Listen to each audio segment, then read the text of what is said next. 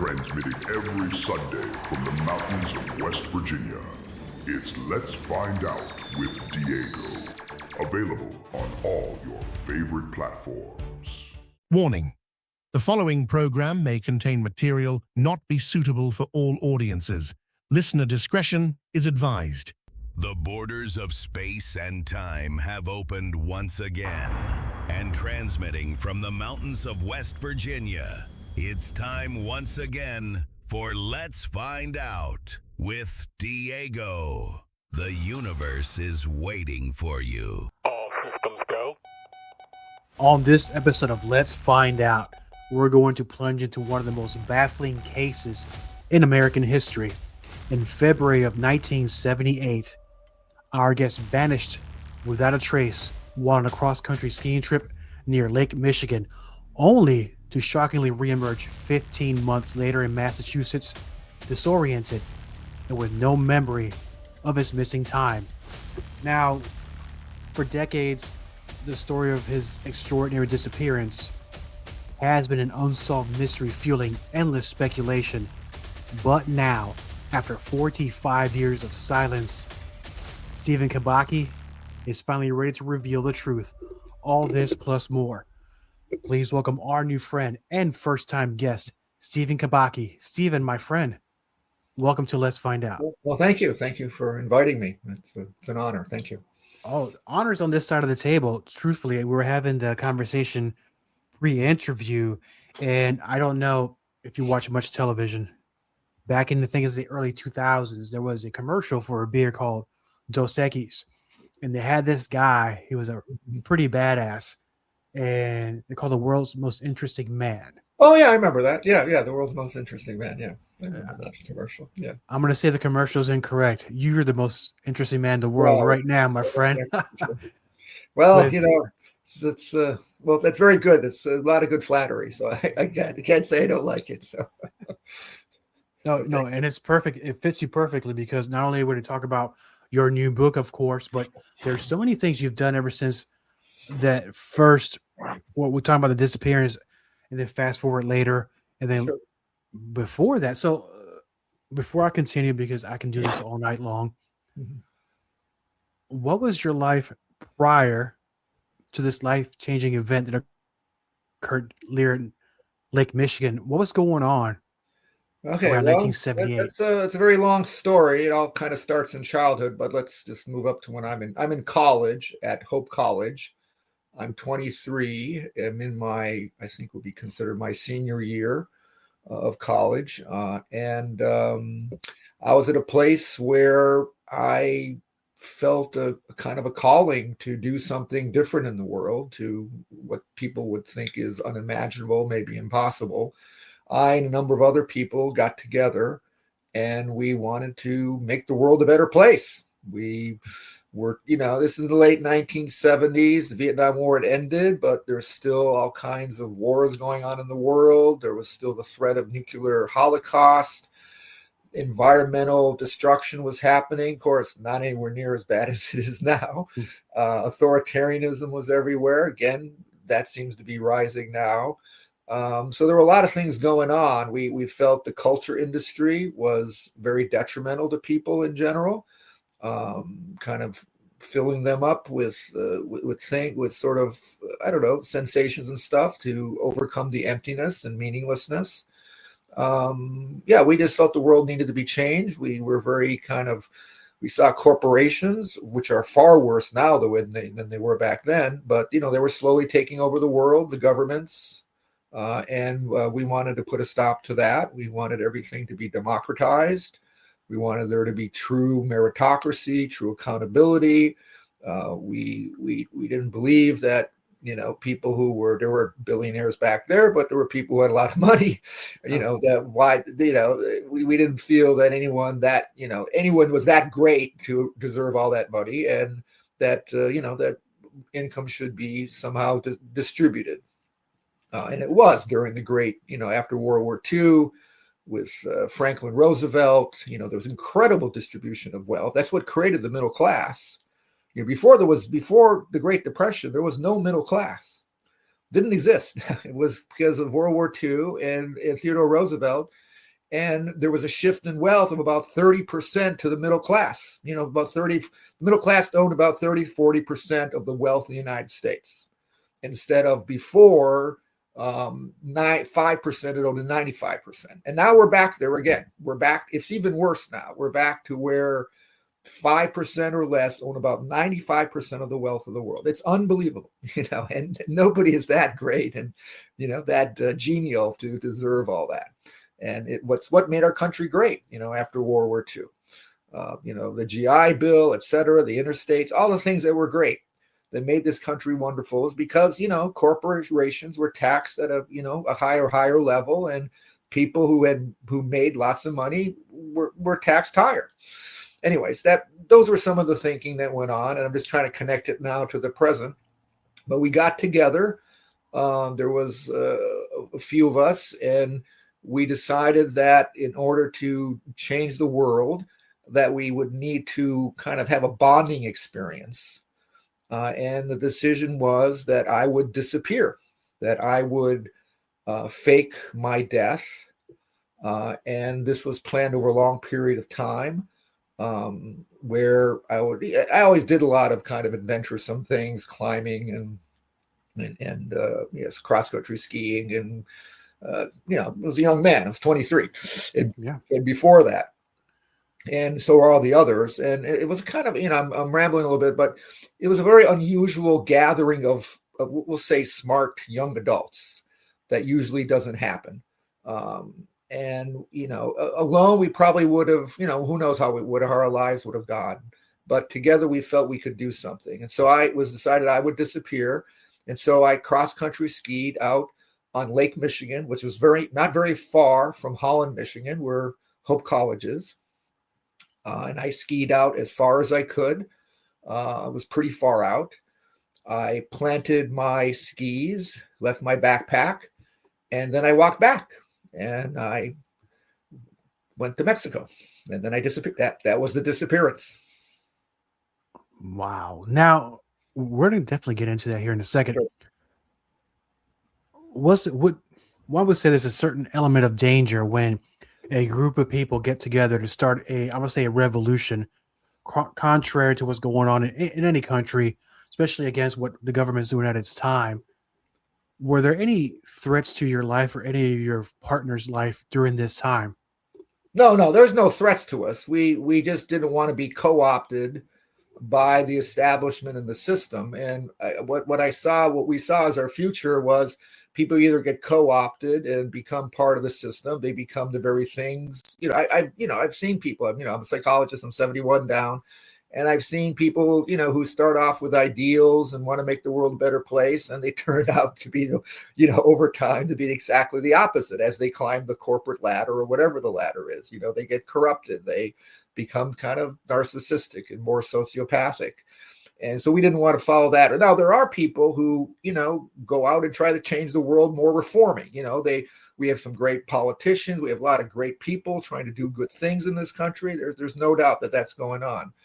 But a lot of smart people then, get marginalized by going into academia. I didn't want to become an academic and get marginalized. That's a place where a lot of smart people or people who are kind of contrary to the system get stuck. You can write your books and do your journals and stuff like that.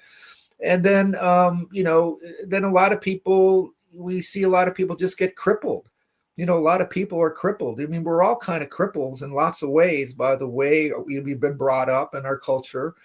And so we decided we didn't want to follow that route. We wanted to get together and really change the world. And we wanted to start a revolution. I mean, let's use the right word. It was an attempt at revolution. We called ourselves the Nextalistic Revolutionary Front.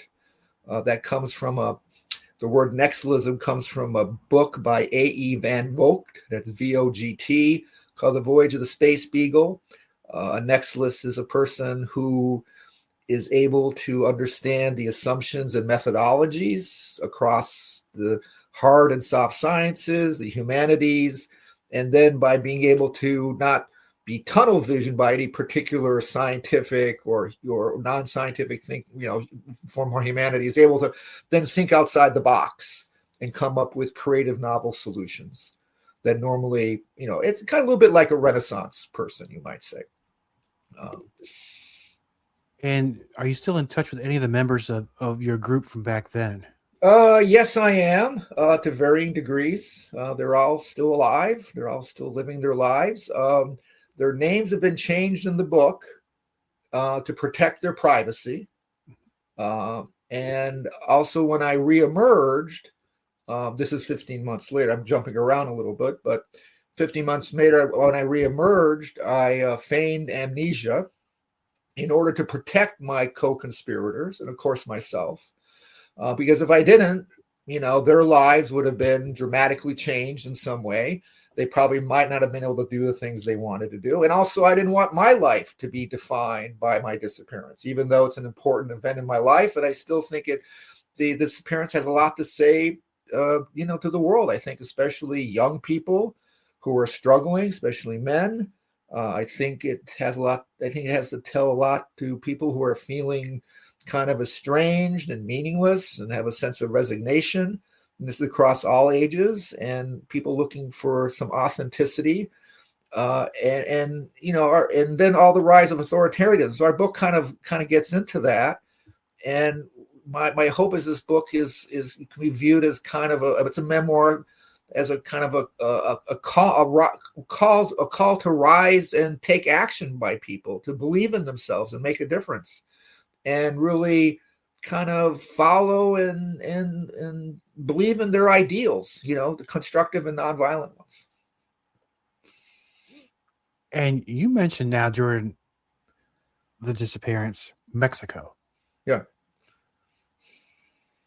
Now, on the pre-screen, I didn't lie. I kind of might have made it accidentally blip my words. Now, I did slightly some investigation into that part. Uh-huh.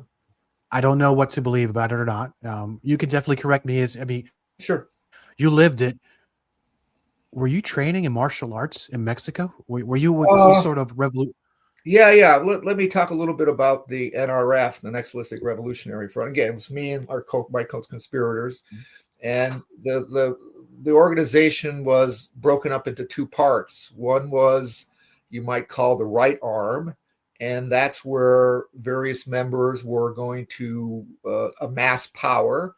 One person in the area of politics, another person in money and finance, become a billionaire, and another person in religion, probably develop some new sect in Christianity. And that was the right. And then the left is what I was. I was to go underground and train in martial arts and try to develop a people's movement around international people's movement around the world to change the world.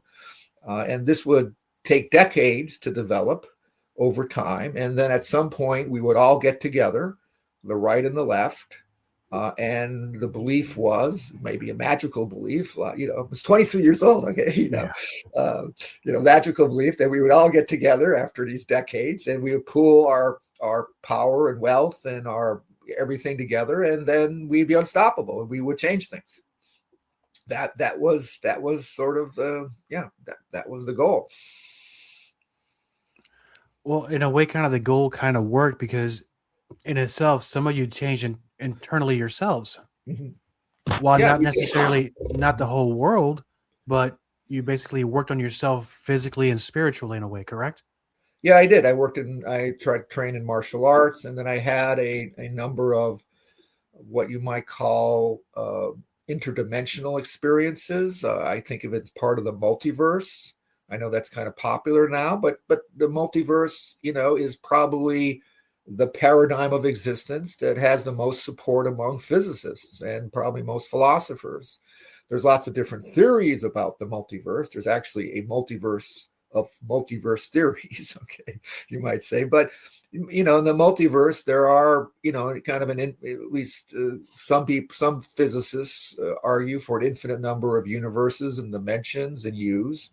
And as a sideline, I and a mathematician in another book that is on Amazon or other booksellers, it's called The Metamathematics of Existence. And we developed a theory, a mathematical theorem based on Gödel, Gödel's ideas of consistency and inconsistency, that that everything imaginable and unimaginable exists in some way, which is a support of the multiverse. But so I had these experiences, and I've had experiences like that before I disappeared growing up. But on the ice, I it's kind of hard to explain, but in some ways, I kind of bifurcated. Like there was like two me's, you might say. There was I left the ice. I changed my identity. I became Nathan T. Stanfield. That was my name after I left the ice and went down to Mexico. But another part of me entered some other kind of dimension, interdimensional experience, and I met these beings of light. And it was very interesting, kind of the communication through, I don't know, kind of odd colors, and I don't know, it's kind of hard to explain. And kind of communication through waves of light, and I don't know. Anyways, I gathered got information, things about that, and so there's a part of me that was kind of always there while Nathan was doing his thing. We kind of, it was kind of like being in two places at the same time. So that, and then later on, when I went to Mexico, I had some other kind of experiences. And when people I was working with in training the martial arts were brujos. I didn't know that to begin with, and they were kind of involved in all kinds of shamanism, and you might say sorcery, maybe for some good, but also for some bad.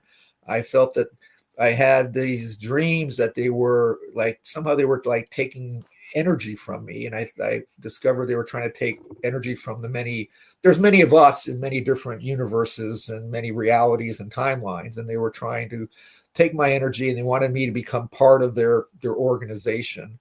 And I didn't want to do that. And I had an experience with a power, a force in somewhere in the multiverse. I called a jaguar. It looked like a jaguar. And a classical shamanism, that might be seen as a power animal. And I had this experience, and jaguar, I became the jaguar. It was very, very intense. And I learned then that it was time for me to go, because these people were pretty dangerous and would, if I didn't stay, would cause me harm. So, I don't know, just kind of rattling here a little, but, one of the problems with experiences in these other dimensions, or, in the multiverse, is that we all take who we are. We all take our thinking, our previous personal history, our cultural values, all the things we know, and we have to make sense of something that's kind of fairly incomprehensible, very difficult to understand. And so this is why people might experience a power animal. Another person might experience it as an angel. Somebody might experience it as, I don't know what, some kind of force. But we all have different experiences of these things, because we have to create a structure. We have to make sense of it.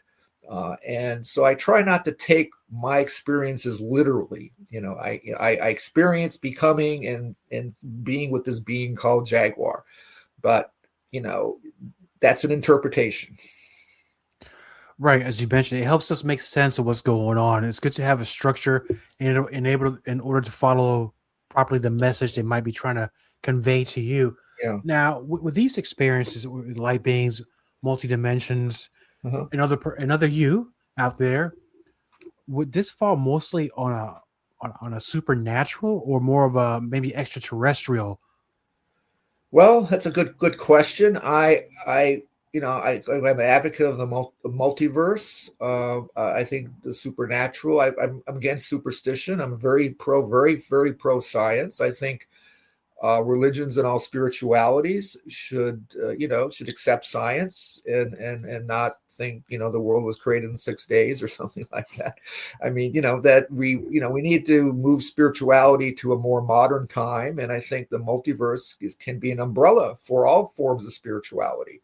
When you think about it, if everything imaginable exists in some way, then there probably is some place where there is a Christian heaven or a Buddhist nirvana or things like that. But that would all fit under the multiverse. So I try, I try to find a way to kind of, unify things and so things are more understandable, but not entering the world of superstition. So I guess in a roundabout way, I don't really, the supernatural is just an old kind of way of talking about things. And I think, it's time that we, move forward and look at things in a kind of broader scientific way if we can. And now, which brings us to today, Uh-huh. in the present.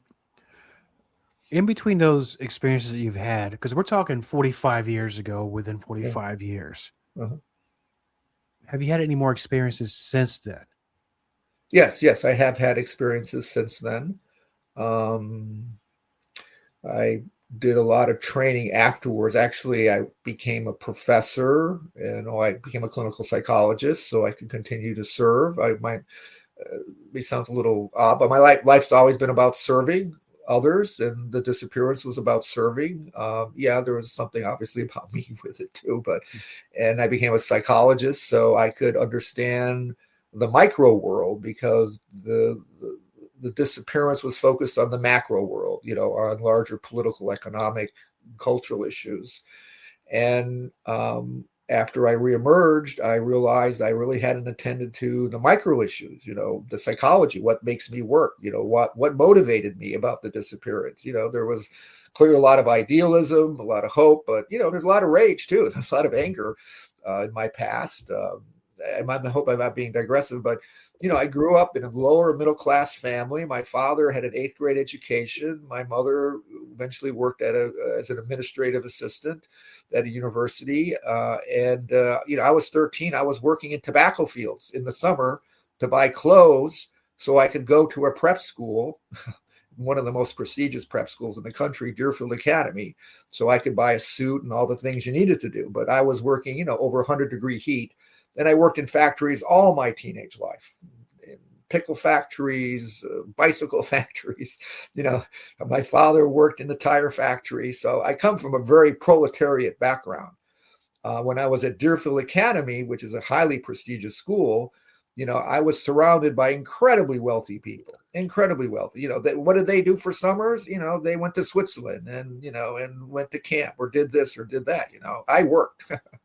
That's what I had to do. So, do I have a little, some envy about all that? True, I do. And I probably still do to some sense, because it seemed inherently unfair to the rest, where I knew most of the people I knew were never able to, accomplish that. I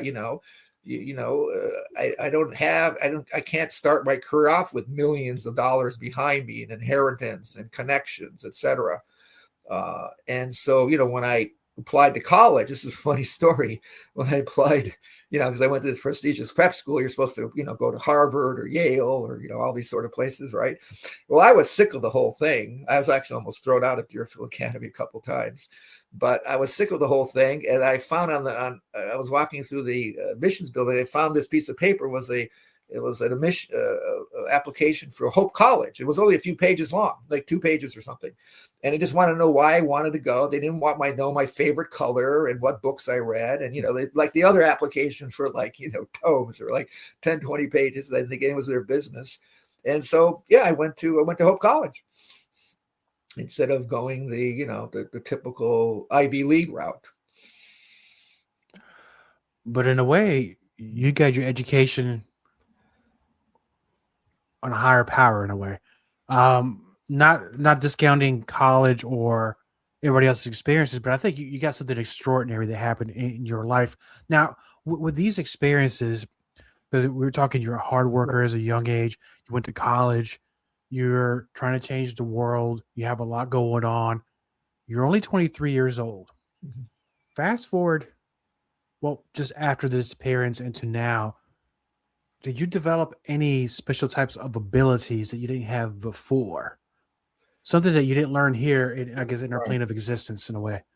Well, I think in working with other, again, beings, extraterrestrials, however you want to talk about them, in other dimensions, which of course, if we, in the modern sort of theory in physics is quantum theory, quantum mechanics. And in quantum mechanics, the equations argue for an infinite number of universes. So, if there's all these universes and dimensions, there are probably beings or forces. I mean, there's a lot of popular movies like Interstellar, that talk about these beings, and so I think these do exist, and I think we can connect with them. I think what I've learned since my disappearance was I've studied more into quantum and became much more aware of something called quantum consciousness, where you get your mind can get into a particular state where you're able to access the multiverse.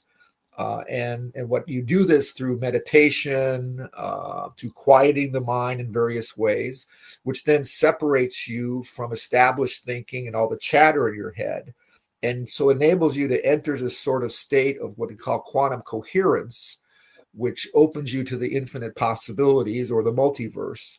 And I think that's what people do when they're having spiritual experiences or religious ones, or having visions, or entering these other worlds and contacting other beings. So yes, I've kind of worked on that. The problem also is that our world is not a fantasy novel. Okay, we don't have witches flying around and angels appearing on every corner and pigs flying. Ours is, there's a lot of rules and limitations in our universe. Okay, and they can be bent, and to some degree broken, perhaps. But we don't live in a fantasy novel. And so a lot that goes on in the multiverse, if you enter any of these universes or dimensions, stays there. Okay. You can take back some knowledge, and clearly it might affect you psychologically. And sometimes maybe miracles occur, people get cured of cancer or whatever, who knows? Again, I'm not, and maybe there are some ways in which they enter our universe, which we don't understand. But in general, not, in quantum theory, everything is in a sense possible, but the limitations of any universe limits that possibility. Well, with these outside forces being able to enter into, I'll say, into our universe, and I'm referencing the experiences that you had and what you've seen, can science, or I'll say scientists, and those in more of a supernatural world, because my understanding, depending on who you talk to, Sure. because you have some scientists that do believe in certain spiritual things. Some say they're atheists. If you can't measure it, you can't see it, you can't weigh it, it doesn't exist. Can science and the supernatural kind of live in harmony somehow? Yeah, I'm sorry. Go ahead. No, that was it. I was kind of I think so. I think science is, when you look at the ancient religions, they were based on the science of the time, on the knowledge of the time. Okay. And some of these, the science of the time, especially if you look at things like prayer and meditation and visualization, there's some pretty incredible, hypothesis testing that went on over centuries to develop these techniques we call meditation and prayer and visualization and journeying, that people can do to access these other universes and other dimensions. And so the issue is, not the issue is how do we interpret these things, and I think science can possibly give us, the multiverse can create a holding place for all these beliefs to occur, because there is some place in the multiverse, if it's infinite universes and dimensions, that there probably is some something like a heaven or something like that, or gods, or again, there's lots of different, I don't think the problem is when religion, especially traditional religion, begins to dictate to science what is fact and not fact. That's the problem. That's when you get into superstition. And I think that's, we need to modernize a spiritual. And again, there's a lot of, Christianity, there's all kinds of forms of Christianity and Buddhism, etc., right. that are, that are based on faith and experiences in these other worlds, but not necessarily ascribe to any of the literal things that may have been said in ancient books. All right, well, in touching with the ancient books, ancient religions, ancient practices, in your opinion, my friend, when it comes down to the ones that were the closest to spirituality, or let's say discovering other universes or being in contact with spirit beings, who do you think would easily be the closest? Was it the Egyptians? Was it the Greeks? Was it the Norse? Which one, in your opinion, got it almost right? Well, I think that's what I was trying to say before, is I don't think anybody has it right. I don't think there is any truth with a capital T. I think these are all interpretations based on people's culture and personalities and historical circumstances, and just a whole variety of things. So I don't think anyone's got it right. I think it's like looking at, I don't know, maybe this is a little far, I don't know, like looking at a painting, and people have different interpretations of a painting. And in science, people have, physicists different interpretations of the multiverse. They get into arguments and discussions, of course, because that's how you evolve things, but I think when we're dealing with the multiverse, it's very hard to, make sense of it so much, because it is so wrapped up with our subjectivities, with our personal stuff. Taking the totality of your life's work and experiences, we're here 45 years later.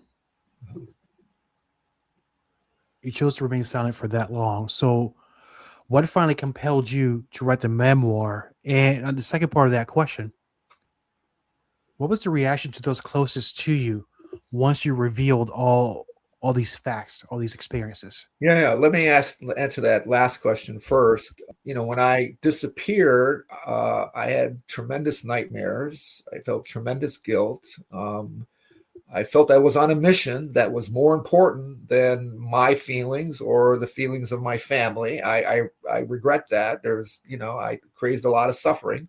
My mother didn't believe I died, and she relentlessly tried to find me. She wrote all kinds of letters. Some of those letters are in the book. Actually, the book is interesting because there's all kinds of documents that I wrote, political, economic, some kind of poetic, some, I don't know, all various kind of interesting insights, and also by my co-conspirators. They're in there, which I think, makes it a kind of a different kind of memoir. But the letters from my mom, she hired a detective. So yeah, when I reemerged, I was quickly loved and accepted. They were just happy to have me back. I think, I don't know who believed my amnesia story. Some did, some didn't. But, when I finally owned up to it, people seemed to be okay. They were kind of angry about, I had some siblings who were a little angry about what I did.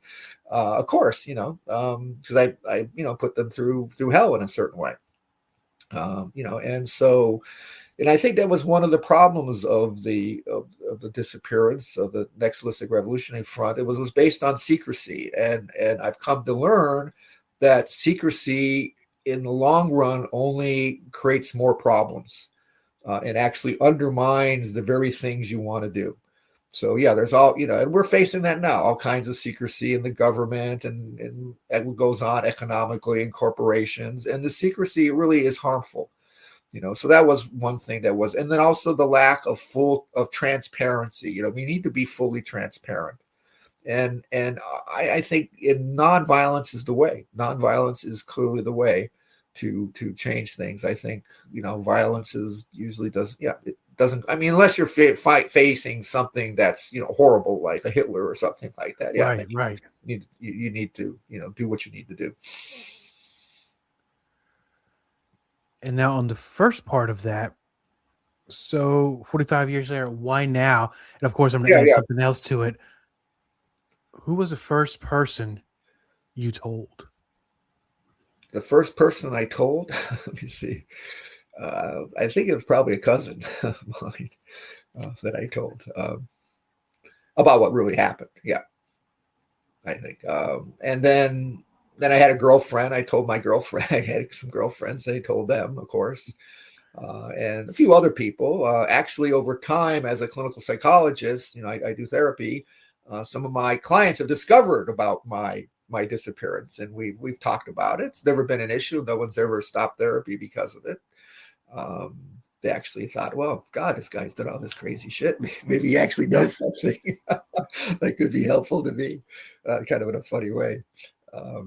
Some people were pretty accepting. And why now? I think I'm 71. I wanted to get the truth out. That's very important. But also because, I don't know, it just feels like I think it can be helpful to people, helpful to young people, like I said, helpful to people wanting to find meaning. It's a call to action. Yeah, maybe it's not the right action, but it's like we need to do something. And I think what's interesting about the disappearance is that, we were a community, and you can't change things unless you're part of a community. And our society over the time is trying to turn us all into extreme individualists. Me first. And this way we don't trust one another. And because we don't trust one another, the powers that be, whether corporate or political or whatever, can do whatever they want. They can pick us off whenever they want. My father, he was in the tire factory. He went on a number of different strikes. Did he do it for himself? No, he did it for the future workers, for other people.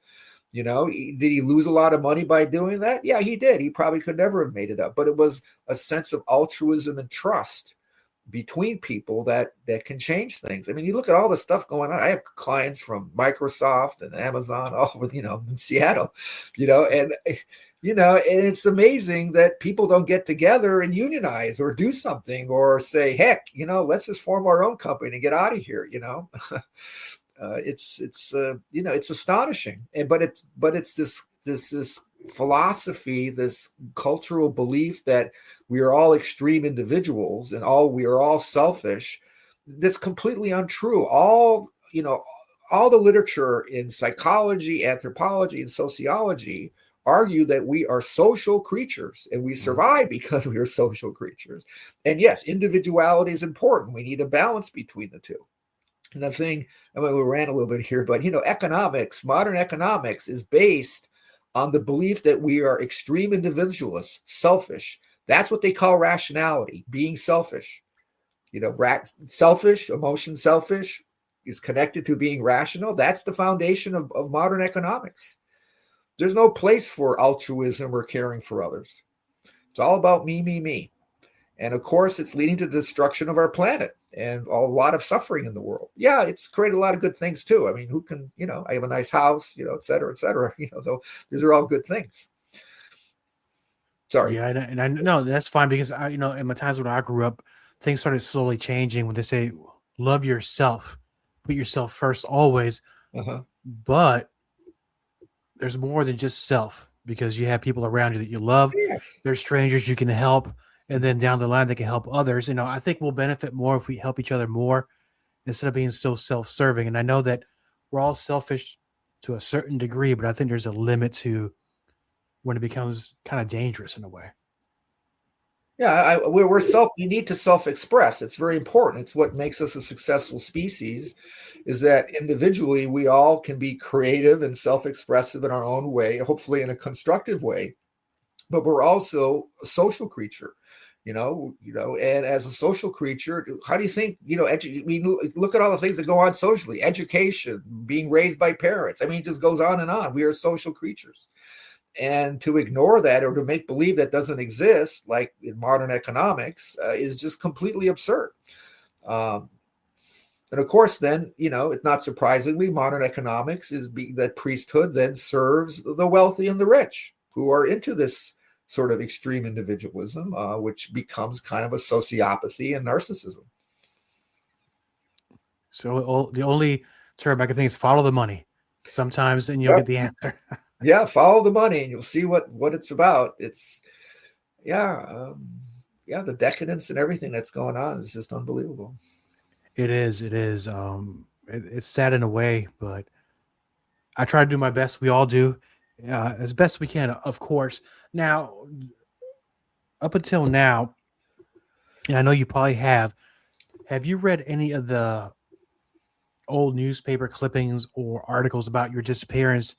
And what kind of wild theories have you heard from others that you're like, no, no, no, this is not what happened? But have there Yeah. been more entertaining theories or just way out Oh yeah, there yeah, theories? more entertaining than perhaps what I wrote.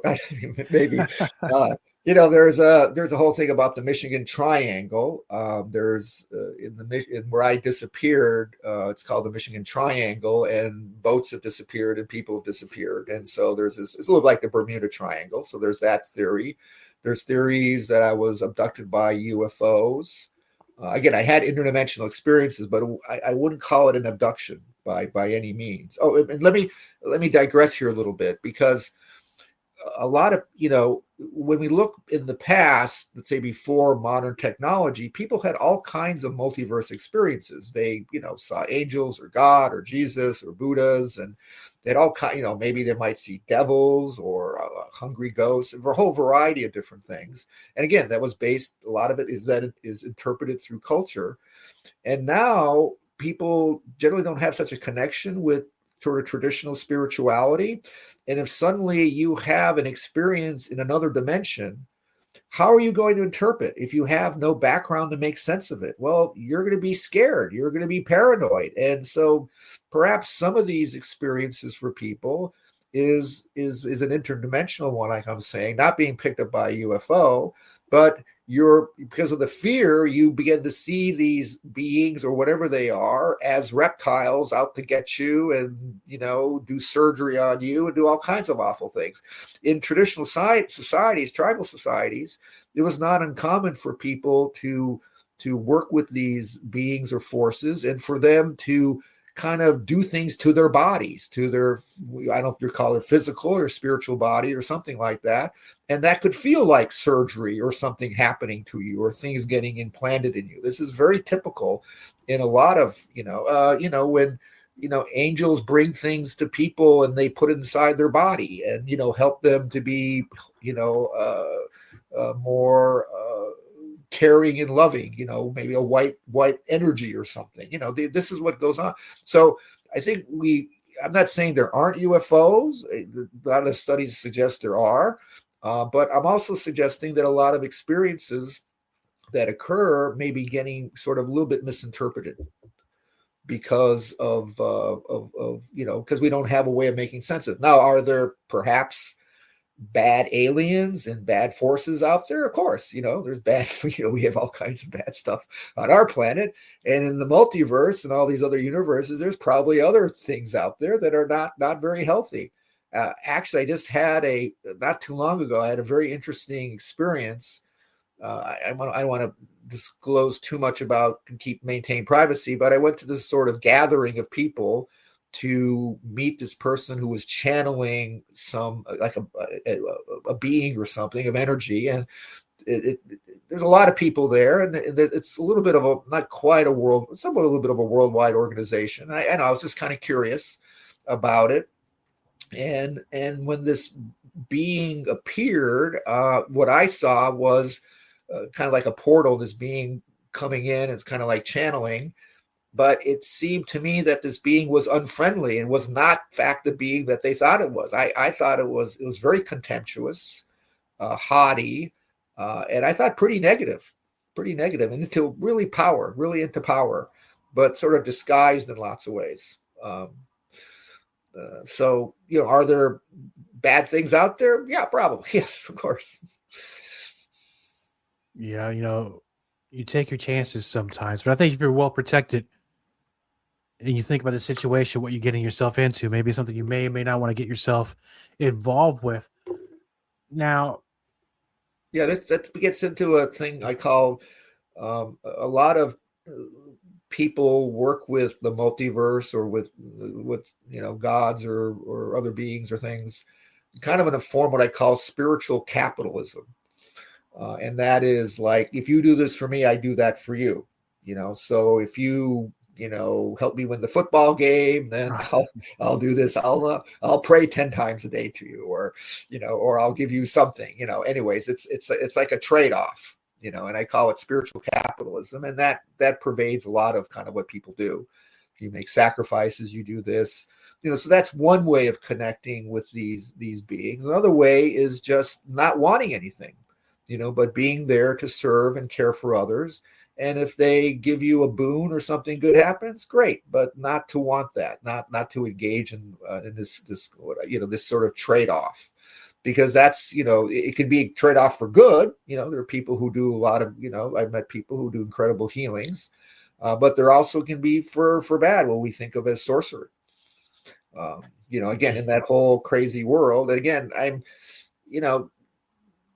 there's just so many different levels of looking at things. There's this multiverse or transcendental spiritual world, and then we can look at things psychologically. Well, yeah, what's going on psychologically, what's going on biologically, what's going on socially. And I think we need to look at it all kinds of different levels.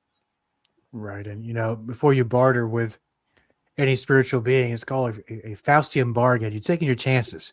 The house always wins. Yeah, you're right. You're right. No, it is. And again, it doesn't mean it's necessarily a bad bargain. I've met people who have gotten really into particular kinds of spiritualities, and they do a lot of good things, but they've had to pay for it, in some way. Yes, we all do. And now, before we go, I have a couple more questions, and then one that kept popping in my mind as we're having this conversation. Sure. And I wrote it down here.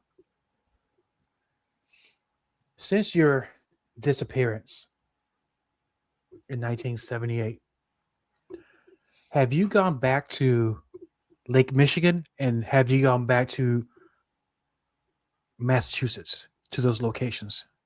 Well, I'm originally from Massachusetts, so I've been there many, many times after. That's where I lived after I reemerged. I lived in South Deerfield, which is not far from my reemerge in Great Barrington.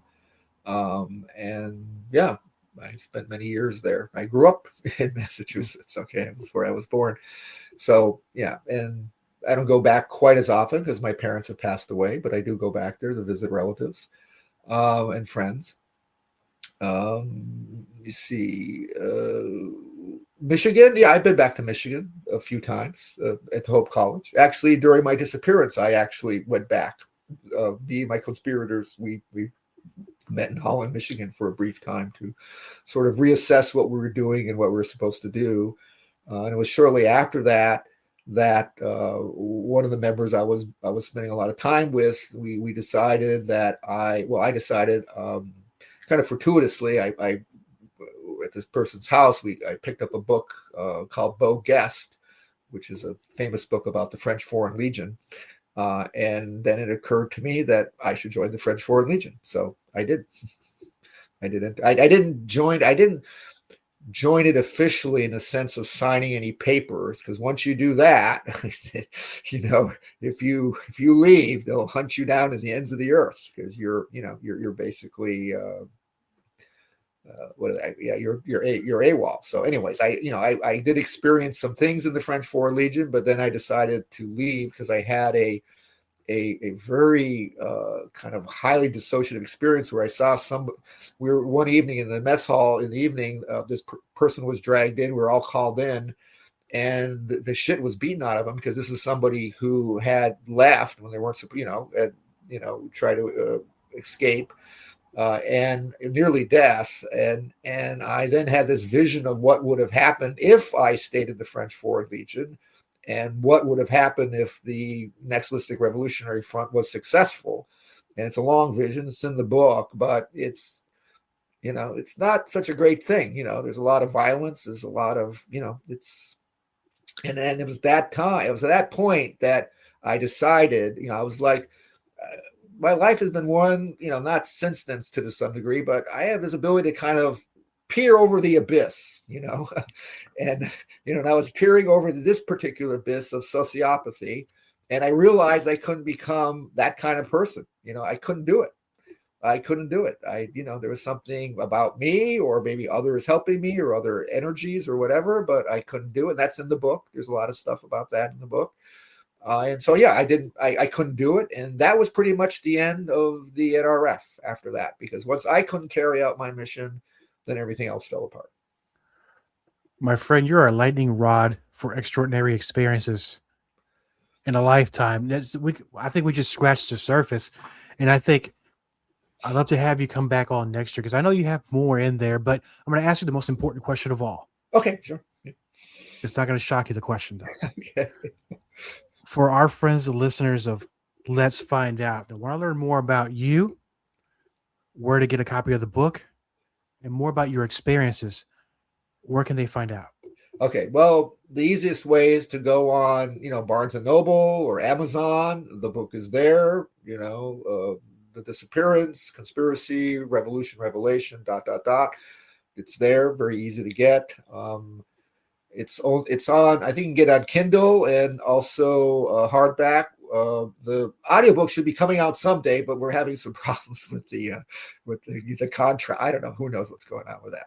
Anyways, so that should be coming. So you can go to the book sites. Also, you can go to my website, StephenKubacki.com. So it's Stephen with a V, Kubacki, Kubacki.com. And on there is about me and the disappearance, but also a lot on my other writings. I just finished a book called The Multiverse Guide to Humanity.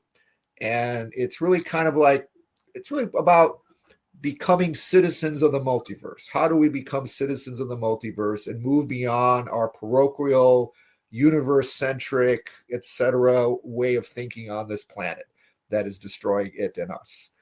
So it kind of gets at kind of the multiverse and kind of what it is and how to apply it to guide us, to help us become better human beings and more happy and more joyful. So that's a book. And then another one I've worked on for a long time is kind of a new theory around economics and looking at it. It's called Planetary Economics and Governance for Earth, Moon, and Mars. So there's a few other books in there, some excerpts of things I'm working on that people might find interesting. Oh, interesting indeed. Now I know I'm going to bring you back in 2026, my friend. Well, thank you. There's so much more to learn. Stephen, my friend, thank you for being on Let's Find Out.